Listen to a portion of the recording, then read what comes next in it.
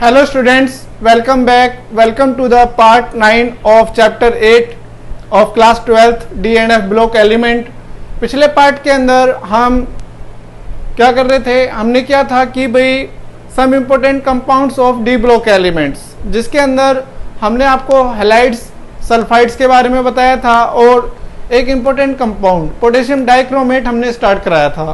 Potassium dichromate की preparation हमने कर ली थी, फिजिकल प्रॉपर्टीज़ के बारे में हम पढ़ चुके थे और उसकी केमिकल प्रॉपर्टी चल रही थी। ठीक है, केमिकल प्रॉपर्टी में हमने हीटिंग इफेक्ट दिखाया, reaction with alkalis, reaction with acid. ठीक है, और उसके बाद हमने क्रोमाइल क्लोराइड टेस्ट के बारे में बात की थी। जो क्रोमाइल क्लोराइड टेस्ट होता है, क्रोमाइल क्लोराइड टेस्ट जो होता है वो किस लिए होता है? It is used for the detection of Cl negative ion in the sample। जो भी आपको सैंपल मिलता है, जब आप हायर क्लासेस में जाएंगे वहाँ पर इसको आपको करना पड़ेगा। अगर आप कंटिन्यू करते हैं केमिस्ट्री में तो ये detection of Cl negative ion in the sample आपको ये करना पड़ता है। We have done also. ठीक है, तो इसके बाद हमारे पास नेक्स्ट केमिकल प्रॉपर्टी आती है, that is reaction with HCl।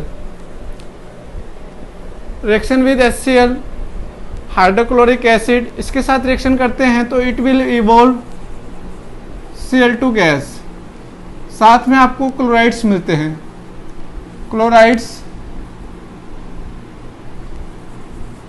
Chlorides of potassium and chromium. ठीक है, तो आइए देखते हैं कि यहाँ पर किस तरीके से रिएक्शन होती है। K2Cr2O7 plus HCl, it will give KCl plus CrCl3 plus H2O plus Cl2। तो यहाँ पर K के कितने हैं? 2 हैं, 2 आ गया। Cr के कितने हैं? 2 आ गया। O के कितने हैं? यहाँ पर 7 है। ठीक है, तो आपके यहाँ पर 14। ठीक है, 7 2 14 हो गए। अब यहाँ पर हमारे पास कितने क्लोरीन, कितने एच हो गए? 14। तो 14 और यहाँ पर 2 और 6 8, कितने बचे हमारे पास? 6 क्लोरीन। तो इस तरीके से आप इसको बैलेंस भी कर सकते हैं। ठीक है, it is the general reaction, you will not be asked much.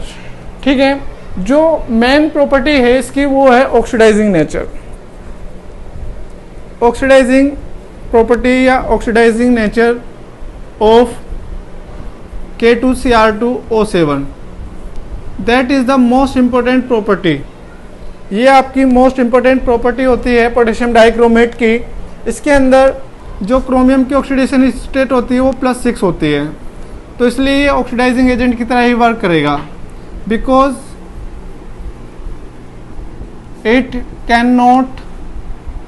it cannot be further oxidized।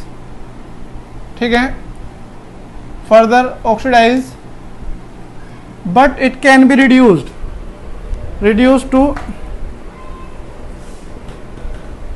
lower oxidation state। ठीक है, lower oxidation state में reduce कर सकता है, and mostly it will reduce to Cr+3 oxidation state. +6 से +3 oxidation state में जाता है। ठीक है, तो ये कैसे जाता है वो हम डिस्कस करेंगे। एंड जो ऑक्सीडाइजिंग नेचर होती है इसकी वो कौन से मीडियम में ये शो करता है? एसिडिक मीडियम में only, not in basic medium. क्यों? अगर आपसे क्वेश्चन आ जाए कि जो पोटेशियम डाइक्रोमेट है वो सिर्फ एसिडिक मीडियम में ही क्या करता है, स्ट्रॉन्ग ऑक्सीडाइजिंग एजेंट की तरह वर्क करता है, लेकिन एल्कली मीडियम में वर्क नहीं करता है। ऐसा क्यों? Because in alkali medium it will convert into, किस में कन्वर्ट हो जाता है ये एल्कली मीडियम में? क्रोमेट फॉर्म में कन्वर्ट हो जाता है। And in chromate form it does not act as an oxidising agent, that's why we use the acidic medium, because in acidic medium it exists in the dichromate form। ठीक है, आया समझ में? तो अभी हम बताते हैं बेसिक मीडियम में हमने आपको बता दिया है, ये आपको याद रखना है, ठीक है। ये आपको नोट्स जो प्रोवाइड होते हैं उसके अंदर भी लिखी रहती हैं, सब छोटी छोटी बातों से ही कोई भी बड़ा क्वेश्चन होता है मीन्स 5 मार्क्स का या 3 मार्क्स का, वो छोटी छोटी नॉलेज से ही डिस्कवर होता है। नोट इन बेसिक मीडियम, वाई ऐसा क्यों है? बिकॉज जो Cr2O7 नेगेटिव है ना, वो OH नेगेटिव आयन के साथ रिएक्शन करके CrO4 negative plus H2O chromate में बदल जाता है ये, ठीक है। तो डाइक्रोमेट से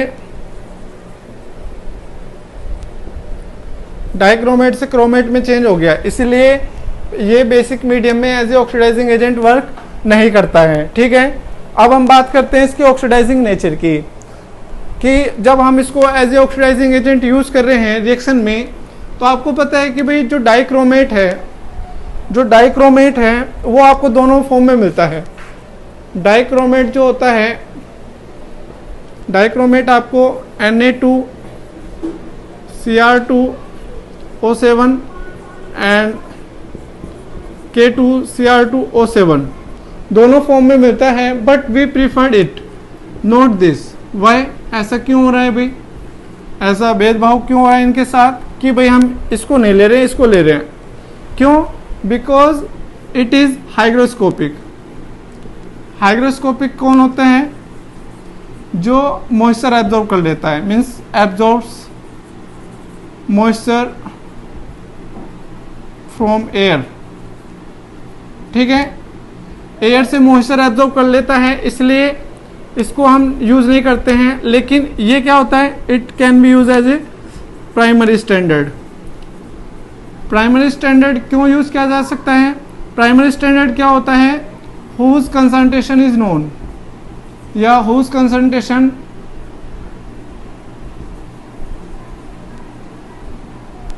डज नॉट चेंज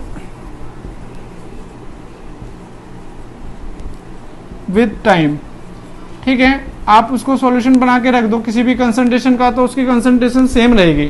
तो ऐसे कंपाउंड के जो सॉल्यूशन होते हैं उनको बोलते हैं हम प्राइमरी स्टैंडर्ड्स। लेकिन अगर आप डाइक्रोमेट का सॉल्यूशन बना के रखते हो, आज बनाया आपने, कल उसको यूज़ कर रहे हो, तो कल तक उसकी जो क्या होती है कंसंट्रेशन चेंज हो जाएगी।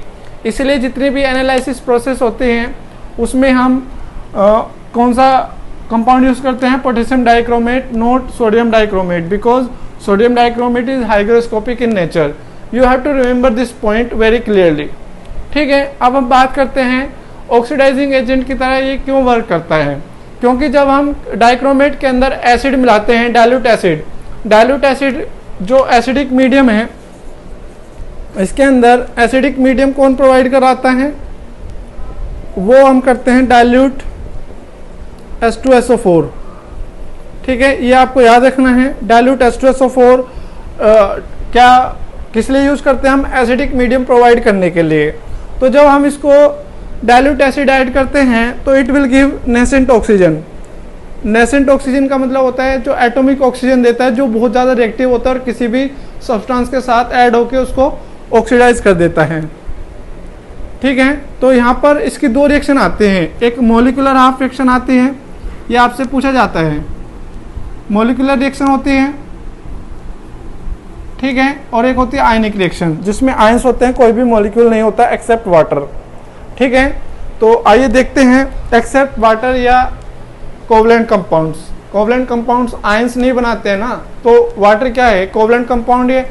इसलिए वाटर और जितने भी कोवलेंट कंपाउंड्स आप देखेंगे वो सभी मॉलिक्यूलर फॉर्म में मिलेंगे, लेकिन जितने भी आयनिक कंपाउंड हैं वो सभी आपको आयन फॉर्म में मिलेंगे इन आयनिक इक्वेशन। और इन मॉलिक्यूलर रिएक्शन चाहे वो आपका आयनिक कंपाउंड है या कोवलेंट कंपाउंड है, वो सभी किस में मिलेंगे आपको? मॉलिक्यूलर फॉर्म में, विदाउट एनी आयन फॉर्म, ठीक है। तो पहले हम मॉलिक्यूलर रिएक्शन लिखते हैं, K2Cr2O7 प्लस H2SO4। ये आपको याद रखना है, ये वाली हाफ रिएक्शंस आपको याद रखनी है। और जिस सब्सटेंस को हमें ऑक्सीडाइज करना है उसके लिए मैं अभी आपको बहुत सारे कन्वर्जन लिखवाऊंगा। मोस्टली वही कन्वर्जन आपको किसके साथ पूछे जा सकते हैं? मैंने बताया अभी तक हमने ऑक्सीडाइजिंग एजेंट के तौर पर क्या क्या पढ़ा है? एक हमने पढ़ा है ओजोन, एक हमने पढ़ा है क्लोरीन, एक हमने पढ़ा है SO2 सल्फ्यूरिक SO2 कौन सा, सल्फर डाइऑक्साइड, और एक हमने पढ़ा है नाइट्रिक एसिड, और कौन सा पढ़ा है, सल्फ्यूरिक एसिड। ये सभी ऑक्सीडाइजिंग एजेंट है, ठीक है। लेकिन मोस्टली जो आपको ऑक्सीडाइजिंग एजेंट के तौर पर या रिएक्शन मिलती है वो आपको या तो पोटेशियम डाइक्रोमेट या पोटेशियम परमैंगनेट। पोटेशियम परमैंगनेट इसके बाद हम इसको डिस्कस कराएंगे। पोटेशियम परमैंगनेट के तो 3 रिएक्शन मीन्स 2 हैं, हालांकि वहाँ पर हम बता देंगे किस तरीके से 2 बन सकती हैं, ठीक है। लेकिन आपको जो ये है पोटेशियम डाइक्रोमेट, इसकी मॉलिक्यूलर रिएक्शन एसिडिक मीडियम में क्या होती है और आयनिक इक्वेशन क्या होती है वो आपको याद रखनी है। तो ये बनाता है K2SO4 प्लस Cr2SO4 का होल थ्राइस प्लस H2O। तो यहाँ पर एक सल्फेट ये रहा, 3 सल्फेट ये रहे, हमें कितने चाहिए, 4 सल्फेट चाहिए। 4 सल्फेट हो गया तो कितने K2 पूरे हो गए, Cr के पूरे हो गए। ऑक्सीजन के कितने बचे हमारे पास, 7 बचे, 4H2 हो गया। कितने ऑक्सीजन बचे, 3 oxygen, that is nascent oxygen which causes the oxidation, ठीक है। इसके बाद हम बात करते हैं आयनिक इक्वेशन की। तो आयनिक इक्वेशन कैसे होती है, आयनिक इक्वेशन में जैसे इसको तो हम क्या लिख सकते हैं, Cr2O7 2 नेगेटिव, 2 के थे ना तो 2 नेगेटिव आ गया। इसके बाद हमने बताया था ये +6 से +3 में जाता है, Cr3 पॉजिटिव। Cr के यहाँ कितने हैं, 2 हैं, प्लस जो ऑक्सीजन है वो क्या बनाएगा यहाँ पर, वाटर, 7H2O। कितने H हो गए यहाँ पर, 14। तो H जोड़ने के लिए हमने एसिडिक मीडियम लिया है, एसिडिक मीडियम में 14H पॉजिटिव हो गया। अब हम चार्ज देखते हैं, इधर हमारे पास कितना चार्ज है, 2 3 जा 6, टोटल +6 चार्ज है इधर टोटल, और इधर कितना है 2 -2 + 14, ये कितना है 12 है प्लस का, और हमें कितना करना है यहाँ पर +6 करना है, तो -6 करेंगे तभी तो +6 आएगा। तो +6 -6 करने के लिए क्या करेंगे, यहाँ पर +6 इलेक्ट्रॉन ऐड कर देंगे, ठीक है। तो ये जो आयनिक इक्वेशन बनेगी वो किस तरीके से बनेगी आपकी, ये एक पूरी इक्वेशन में नहीं आई है, मैं इसको दोबारा से लिख देता हूँ जो आयनिक इक्वेशन होती है, लेकिन ये आपको पता होना चाहिए किस तरीके से हम इसको लिख सकते हैं, ठीक है। तो दोनों तरफ चार्ज बैलेंस होने चाहिए, ठीक है। तो ये होता है Cr2O7 2 negative plus 14H positive plus 6 electron, it will give 2Cr3 positive plus 7H2O. You have to remember this equation, half reaction for ionic and this for molecular, ठीक है। Now we will talk about the conversions, ठीक है। conversions का मतलब है कि oxidations, oxidations किन किन का सब्सटेंस का होता है। पहले हम बात करेंगे मोलिकुलर फॉर्म में, वो मैंने नोट्स में दिया है, अगर मैं यहाँ पर एक आध भूल जाता हूँ तो उसको ज़्यादा ये मत कहना कि सर आपने वीडियो में कराया नोट्स में नहीं दिया है, नोट्स में जो है वो सभी करने हैं, ठीक है। मैंने कुछ एक कराए हैं कुछ, और बाकी आपको खुद ही करने हैं, ठीक है। तो आइए देखते हैं हम यहाँ पर क्या कर सकते हैं, मोलिकुलर फॉर्म में कौन कौन से हैं हमारे पास, ठीक है। कौन कौन से कन्वर्जन हमें मोस्टली पूछे जाते हैं, उन्हीं कन्वर्जन्स को हम यहाँ पर प्रोसीड कराएंगे। एक तो सबसे ज़्यादा जो कन्वर्जन आता है वो आता है फेरस सल्फेट से फेरिक सल्फेट, जो आपने क्लोरीन के साथ भी किया है, सल्फर डाइऑक्साइड के साथ भी किया है, और नाइट्रिक एसिड के साथ भी किया है शायद, ठीक है। नाइट्रिक एसिड के साथ इतना ज़्यादा था नहीं, उसमें कम थे, लेकिन मोस्टली जो आपके पास आता है ऑक्सीडाइजिंग एजेंट के तौर पर वो आता है पोटेशियम डाइक्रोमेट और पोटेशियम परमैंगनेट। तो मॉलिक्यूलर चेंजेस कौन कौन से हैं, एक तो FeSO4 से Fe2SO4 का होल थ्राइस हो गया, ठीक है। H2S से S हो गया, या SO2 से SO3 हो गया, ठीक है। Ki से I2 हो गया, या Ki से KiO3 हो गया, ठीक है। और बहुत सारे हैं, NaNO2 से NaNO3 हो गया, और Na2SO3 से Na2SO4 हो गया, CH3 CH2OH से CH3 COOH या CH3 CHO हो गया। ठीक है, या तो आपको ये मिलेगा या ये मिलेगा। अगर आपको सिर्फ ये दिया हुआ है, you have choice, you can form any of this. ठीक है, H2C2O4 से CO2 हो गया। ठीक है, और कौन से कन्वर्जन है और भी हैं, इसमें बहुत सारे हैं, आप देख लेना। जो भी लिखाए थे मैंने मोस्टली तो यही आते हैं। ठीक है, कितने हो गए ये, और कौन सा होता है,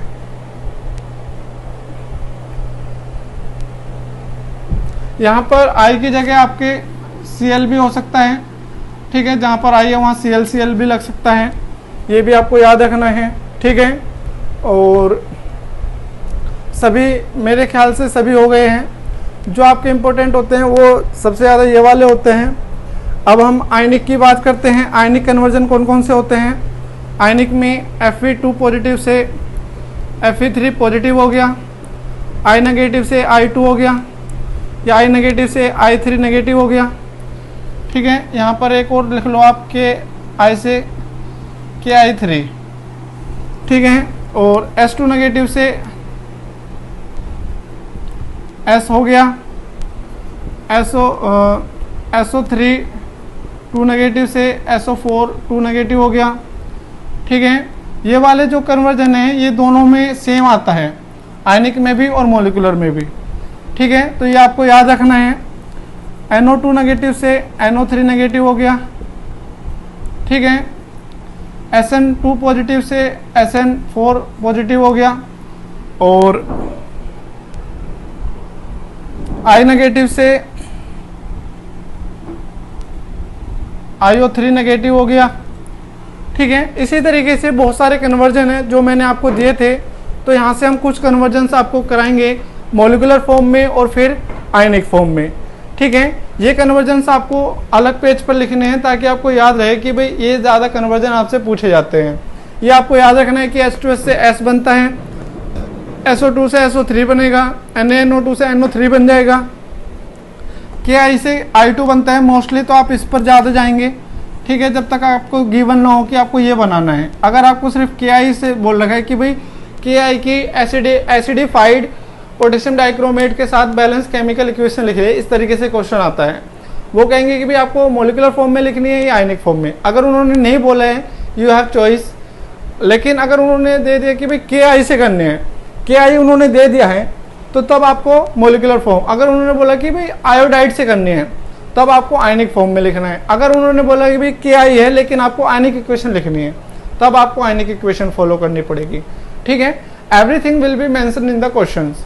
ठीक है, या आपको कोई भी रिएक्शन आ जाती है इस तरीके से, SN2 positive plus Cr2O7 2 negative plus H positive, इसको आपको बैलेंस करना है। ठीक है, तो आपको पता है कि भाई इससे तो Cr3 पॉजिटिव बनता है और इससे SN4 पॉजिटिव बनेगा। ठीक है, तो पहले आप दो हाफ इक्वेशन बनाएंगे और ये आता है आपका 1 नंबर में मोस्टली। ठीक है, तो 1 नंबर आपको मैं बता रहा हूँ, आपको कम से कम 2 रिएक्शन बैलेंस कंप्लीट करने के लिए आएंगी या बैलेंस करने के लिए आएंगी। ठीक है, तो ज़रूर मिलेगा इसमें से कोई ना कोई एक कन्वर्जन। ठीक है, तो आइए देखते हैं हम किस तरीके से इसको सॉल्व कर सकते हैं।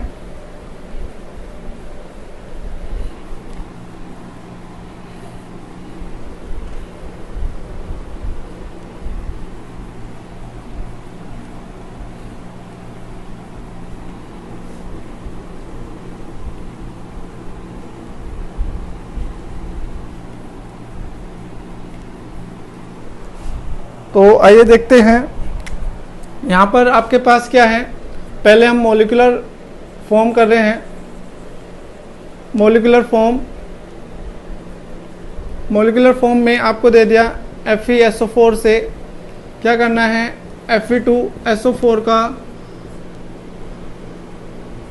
होल थ्राइस करना है। ठीक है, तो इसमें पहले हम एक इक्वेशन बनाते हैं। FeSO4 2, यहाँ पर 2 है, अभी पहले बना लेते हैं उसके बाद देखेंगे।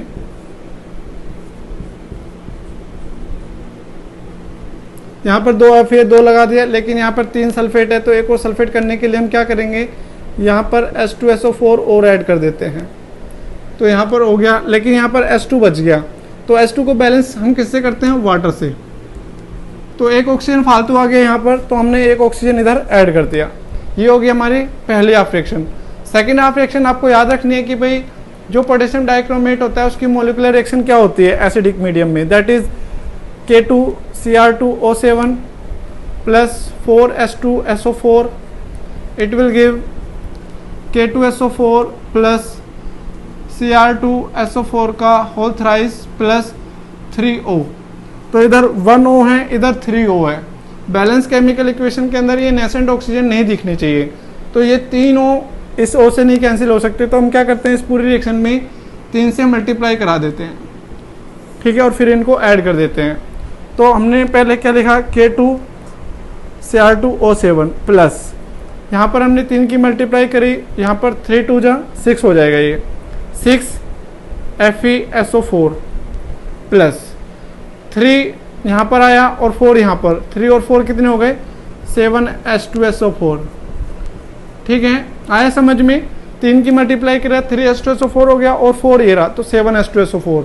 अब ये वाला लिखेंगे हम, 3 यहाँ पर आ गया, यहाँ पर एक ही है, तो 3Fe2SO4 का होल थ्राइस प्लस ये यहाँ पर हमने K2SO4 प्लस Cr2SO4 का होल थ्राइस प्लस यहाँ पर हमारे पास वाटर भी आते हैं 4H2O ये रहे और 3 यहाँ पर, तो कितना हो गया ये 7H2। तो आपको जो चीज़ कैंसिल हो रही है उसको कैंसिल आउट करना है और जो चीज़ ऐड ऑन हो रही है उसको ऐड करना है, ठीक है। और उसके बाद ये आपकी बैलेंस केमिकल इक्वेशन आ जाती है। इस तरीके से आप इसको कर सकते हैं। अब हम नेक्स्ट कन्वर्जन देखते हैं। नेक्स्ट कन्वर्जन में अलग अलग कन्वर्जन आपको बताऊंगा ताकि आपको अच्छे से समझ में आ जाए, ठीक है। यहाँ पर हम नेक्स्ट करते हैं, नेक्स्ट करेंगे हम कौन सा, जैसे आपको दे दिया H2S 2S दे दिया, तो यहाँ पर क्या है S है और 2 वाटर H2O, तो एक ऑक्सीजन आपने ऐड कर दिया। फिर से आपने K2Cr2O7 लिखा प्लस 4H2SO4 लिखा, it will give K2SO4 plus Cr2SO4 का whole thrice plus 4H2O plus 3O। यहाँ पर कितना है, 1O, तो इसको भी हमने 3 से मल्टीप्लाई किया और फिर इनको ऐड कर दिया। तो आपके पास क्या आता है, K2Cr2O7 प्लस 3H2S प्लस कितना है यहाँ पर 4H2SO4, it will give 3S plus K2SO4 plus Cr2SO4 का होल थ्राइस, ठीक है, प्लस 4 and 3 7H2, ठीक है। आगे समझ में। अब हम नेक्स्ट कन्वर्जन करते हैं। नेक्स्ट वाला बहुत इंपॉर्टेंट है, दैट इज CH3CH2OH। इससे हमें क्या बनाना है, इससे हमें बनाना है CH3COOH बनाना है। तो अब यहाँ पर देखो, पहले हम कार्बन के एटम देखते हैं, एक और एक 2 हो गए और 2 ही यहाँ पर है, ठीक है।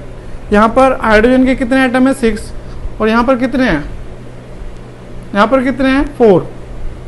लेकिन उस बात को छोड़ो, वो बाद में, पहले ऑक्सीजन देख लेते हैं। यहाँ कितनी ऑक्सीजन है, 2, यहाँ पर कितनी है, 1, तो हमें एक और ऑक्सीजन इसके अंदर ऐड ऑन करनी है, तो वो हो गया ऑक्सीजन O, ठीक है। इसी रिएक्शन को मैं आयनिक फॉर्म में भी करूँगा। अभी मैं इसको किससे कर रहा हूँ, किससे कर रहा हूँ बताओ। अभी मैं इसको कर रहा हूँ किससे,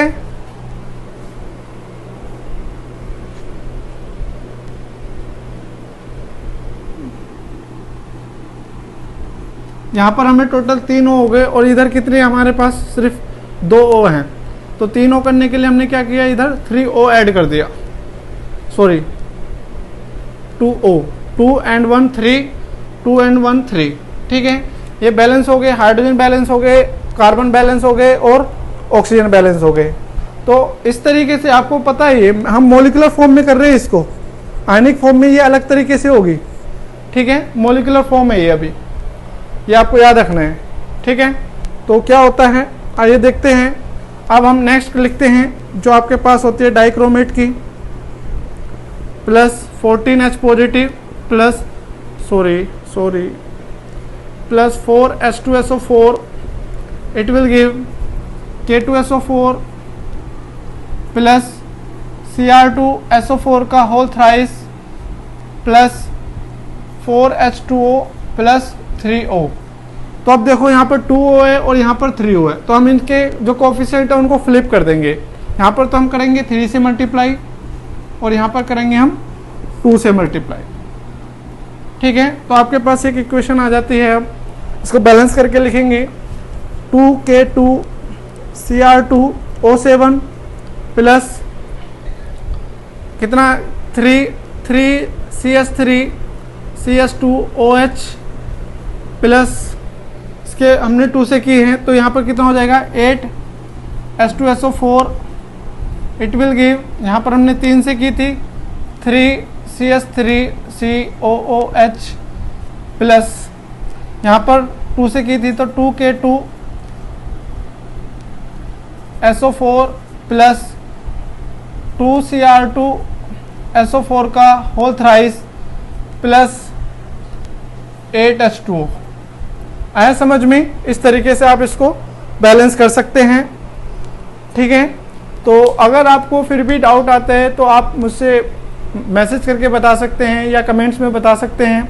अब हम एक और कन्वर्जन देख लेते हैं, उसके बाद हम नेक्स्ट किसके ऊपर चलेंगे, हम आयनिक इक्वेशंस के ऊपर चलेंगे, ठीक है। तो पहले हम यहाँ पर एक इक्वेशन देख लेते हैं।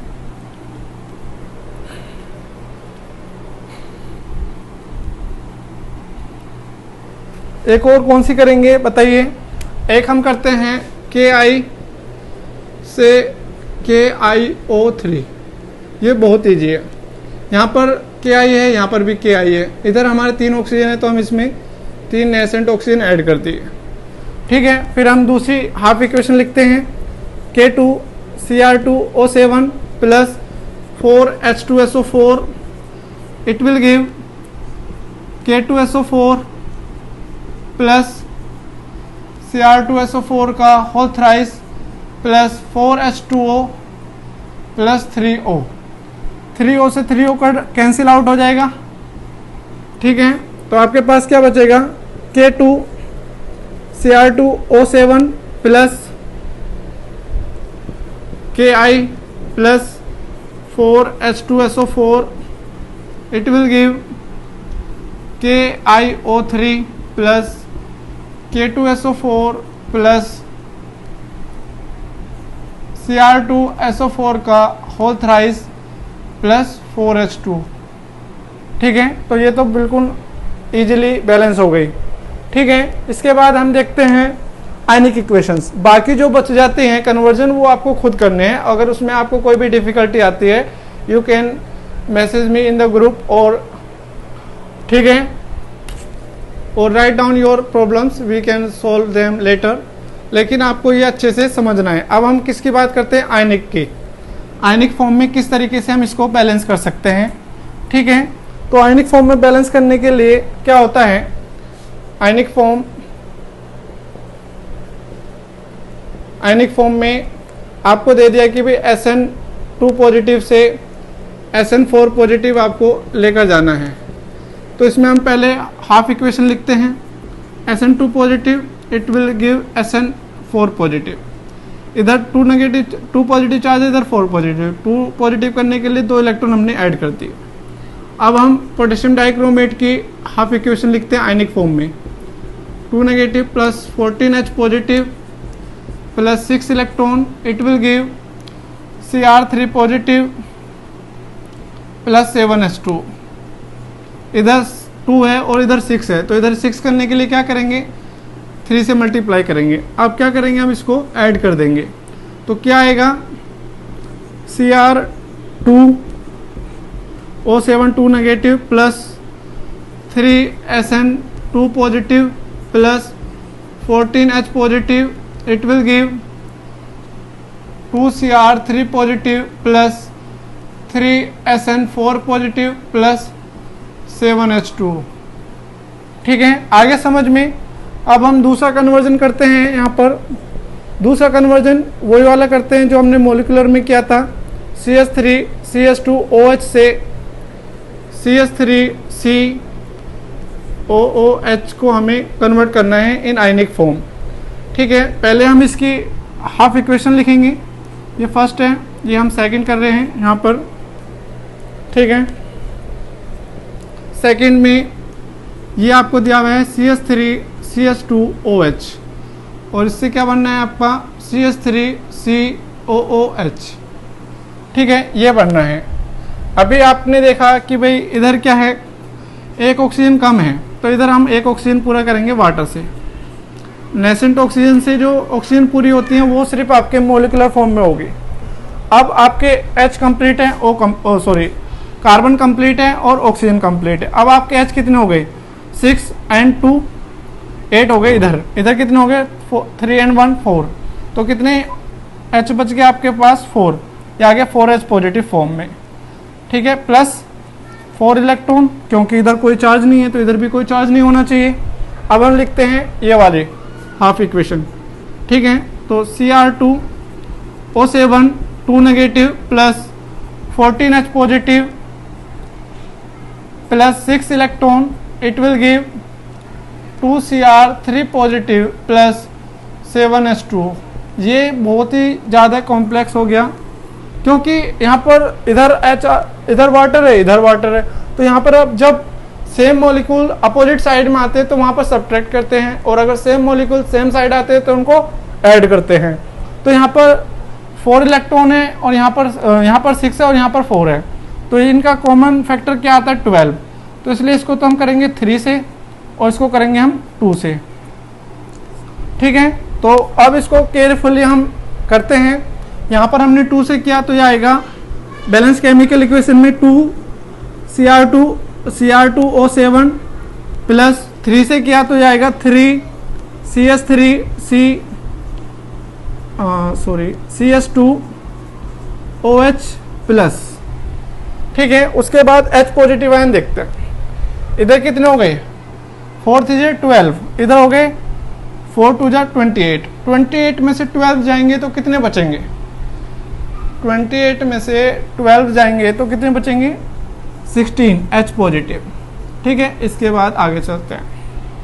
ठीक है, अब यहाँ पर 2 2 4 4Cr3 पॉजिटिव प्लस यह आ जाएगा 3 CH3COOH प्लस। अब वाटर देखते हैं।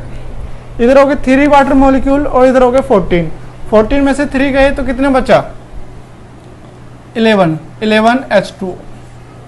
ठीक है, तो that is your balance chemical equation in ionic form and that was done in the molecular form also.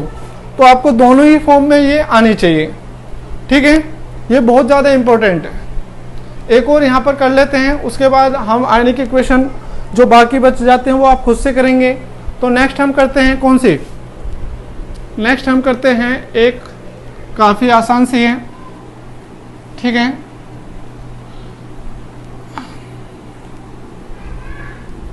डाइक्रोम oxalate ion वाले। ऑक्जेलेट आयन वाले बहुत आसान है। देखो क्या दिया हुआ होता है आपको, C2O4 2 negative, that is oxalate ion, और इसको आपको किस में कन्वर्ट करना होता है, इसको आपको CO2 में कन्वर्ट करना होता है। एक कन्वर्जन ये भी होता है, मैं भूल गया था। ठीक है, ये लेकिन मेरे हिसाब से ये वाला कन्वर्जन डाइक्रोमेट में होगा नहीं, तो इसको आप रहने दीजिए। लेकिन अगर आ जाता है तो आपको याद रखना है कि भाई ये CO2 में कन्वर्ट हो जाएगा। ठीक है, तो ये वाला कन्वर्जन आपको करना है। तो यहाँ पर कितने ऑक्सीजन है, 2 हैं, तो 2 कर दिए। कितने ऑक्सीजन है, 4, कार्बन 2 पूरे हो गए। लेकिन इधर 2 नेगेटिव चार्ज है तो इधर हमने 2 इलेक्ट्रॉन ऐड कर दिया। दूसरी हाफ इक्वेशन लिखते हैं हम, Cr2 2 negative plus 14H positive plus 6 electron, it will give 2Cr3 positive plus 7H2। इधर 2 है, इधर 6 है, तो इधर क्या करेंगे हम, 3 की मल्टीप्लाई करेंगे, फिर हम इसको ऐड कर देंगे। You will get Cr2O7 2 negative plus 3C2O4 2 negative plus 14H positive. it will give 2Cr3 positive plus 6CO2 plus 7H2O। दोनों तरफ आप चार्ज देख सकते हैं, दोनों तरफ बैलेंस है। 2 3 जा 6 और 2 8, 8 14 में से 8 जाएगा, 6 बचेगा, इधर भी 6 है, तो चार्ज भी बैलेंस हो गया और मॉलिक्यूल्स एटम भी बैलेंस हो गए। तो इस तरीके से आप आयनिक इक्वेशन में कर सकते हैं। तो बाकी जितने भी कन्वर्जन बच जाते हैं वो आपको खुद से करने हैं, ठीक है, वो हमने नोट्स में दे रखे हैं। अगर कोई भी कन्वर्जन में कोई भी दिक्कत आती है तो वो आप हमसे पूछ सकते हैं। अब हम बात करते हैं स्ट्रक्चर, ठीक है, structure of CrO4 2 negative and Cr2O7 2 negative. तो जो CrO4 नेगेटिव होता है ये क्या करता है, ये आपका ऑक्टाहेड्रल स्ट्रक्चर बनाता है, ठीक है, इस तरीके से, that is tetrahedral, that is tetrahedral structure, ठीक है, आया समझ में। और जो डाइक्रोमेट होता है वो भी डबल टेट्राहेड्रल बनाता है, लेकिन उसमें क्या होता है, एक कॉर्नर इसका कॉमन होता है, ठीक है,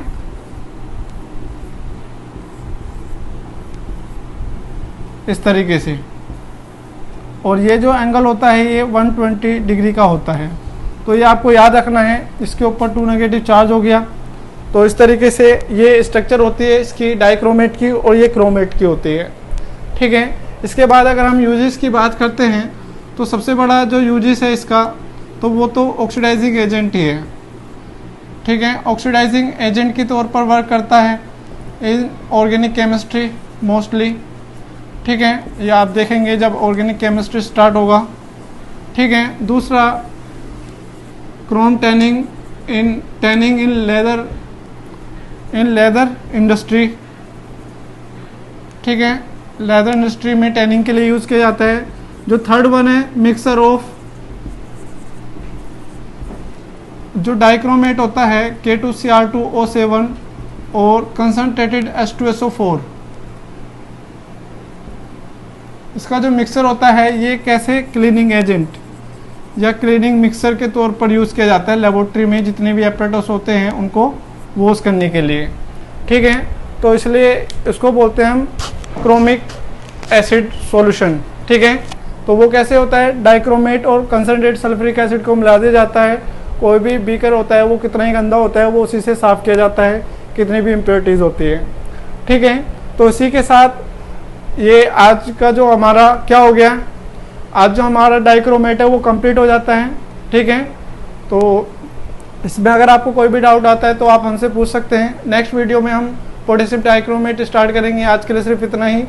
इस वीडियो को लाइक कीजिए, शेयर कीजिए और चैनल सब्सक्राइब कीजिए अगर आपने चैनल सब्सक्राइब नहीं किया है। घर पर रहिए, सेफ रहिए। Thank you.